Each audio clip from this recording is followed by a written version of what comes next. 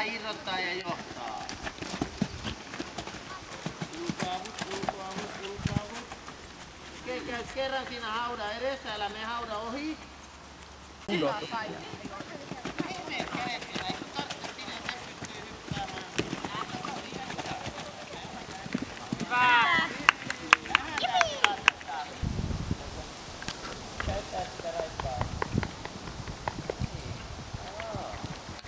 Ongelmat tulee aina silloin, kun ne hevoset on vähän epävarmoja, että ne ei ihan luota itteensä, niin silloin ne tarvitsisi vähän apua siltä ratsastajalta.